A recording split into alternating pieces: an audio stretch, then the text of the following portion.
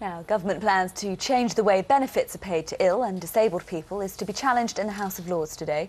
A group of crossbenchers, backed by Labour peers, is demanding a review of the reforms, but ministers argue that will focus help on people who need it most. Well, meanwhile, a coalition of major charities is calling on the government to put the welfare reform bill on hold.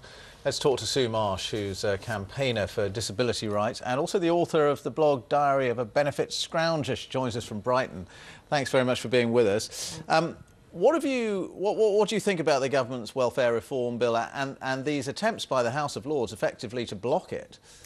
We have felt for a long time that the case made to reform disability living allowance isn't accurate. The government claim a 30% rise in figures, whereas actually for the people that are going to be affected, it's closer to a 13% rise.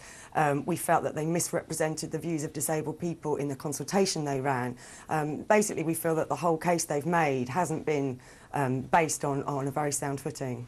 What about the general case that they say that the welfare state is in desperate need of reform, of modernisation, and also that in these times of austerity, the kind of welfare bills that we're facing, we simply can't afford?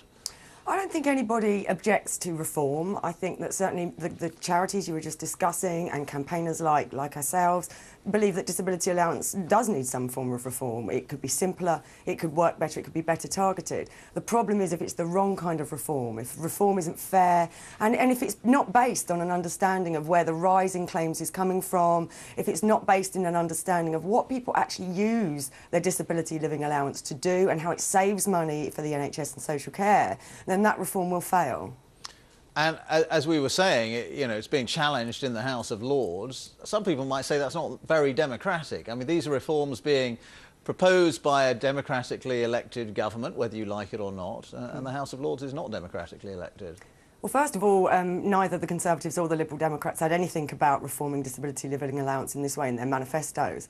Actually, as campaigners and I think as the charities have found, the Lords have this huge section of crossbenchers who aren't political. They're not there to win elections, they're simply there to hear evidence and decide for themselves which way to vote. And they heard our evidence and they heard Lord Freud's evidence, and only one of them voted with the government. Up to 60 of them voted with the evidence we'd put forward. So it's really important to say to people that, we are putting forward an evidence-based plan here and that it was listened to.